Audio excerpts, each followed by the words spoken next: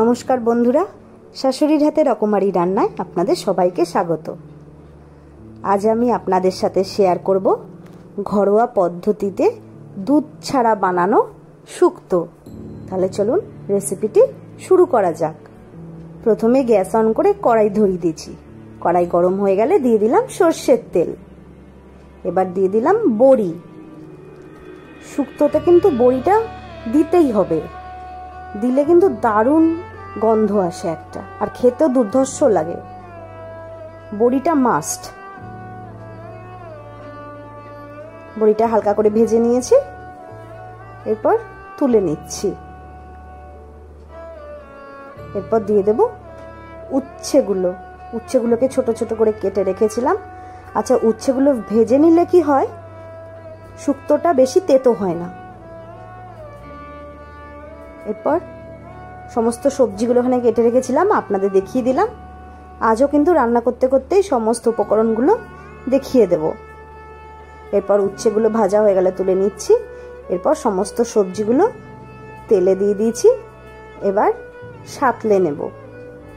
এখানে সবজি দিয়েছি, কুমড়ো দিয়েছি, সজনে ডাঁটা দিয়েছি, পেঁপে, আলু, তারপর দিয়েছি কাঁচা কলা, তারপরে দিয়েছি মিষ্টি আলু, পটল। এরপর একটু ঢেকে দেব যাতে সবজিগুলো একটু সেদ্ধ হয়ে যায়। কিছুটা পরে ঢাকাটা খুলে ভালো করে নাড়িয়ে দেব।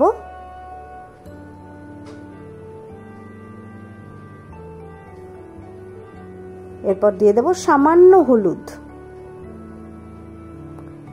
আর দিয়ে দেব পরিমাণ মতো লবণ। এখানে আমি 2 চামচ লবণই ব্যবহার করেছি। আর দিয়ে দেব একটা তেজপাতা। ভালো করে নেড়ে চেড়ে নেব। এরপর দিয়ে দেব জল। 2 কাপ জল দিয়ে দিয়েছি। এরপর এই যে ফোটা শুরু হয়ে গেছে। এরপর দিয়ে দেব উচ্ছে ভাজাগুলো। তারপর কিছুক্ষণের জন্য ঢেকে দেব। প্রায় 5 থেকে 10 মিনিট পরে ঢাকা খুলে দিয়েছি। এবার একটু ভালোভাবে নেড়ে চেড়ে নেব, আর দেখে নেব যে সবজিগুলো সেদ্ধ হলো কিনা। সবজিগুলো ভালোভাবে সেদ্ধ হয়ে গেছে। এবার একটা থালাতে নামিয়ে নিচ্ছি। এরপর গ্যাস অন করে কড়াইটা ধুয়ে বসিয়ে দিয়েছি। কড়াই গরম হয়ে গেলে দিয়ে দিলাম সর্ষের তেল। এরপর এই যে রাঁধুনিটা হাতে একটু ডলে নিচ্ছি। এবার তেলের মধ্যে ফোড়ন দিয়ে দিলাম। হাতে ডলে নিলে কিন্তু রাঁধুনির দারুণ একটা গন্ধ আসে। আর দিয়ে দেবো 1 চামচ আদা বাটা, আর দিয়ে দেব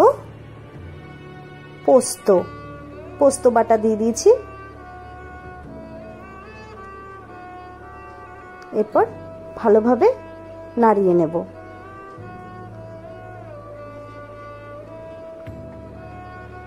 আর দিয়ে দেব সামান্য চিনি দিলে রংটা খুব সুন্দর আসে। এবার দিয়ে দেব পোস্ত বাটার জলগুলো দিয়ে দেব।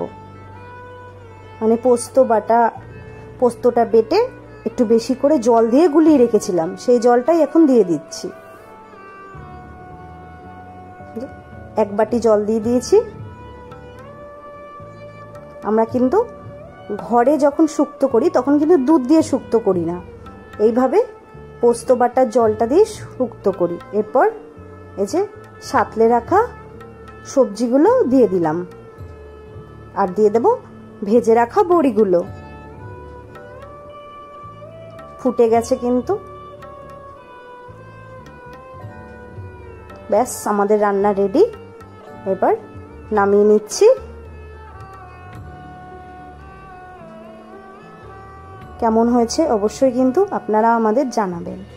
রেসিপিটি যদি ভালো লেগে থাকে তাহলে আমাদের চ্যানেলকে সাবস্ক্রাইব করে দেবেন, লাইক করে দেবেন, আর কমেন্ট করে দেবেন প্লিজ।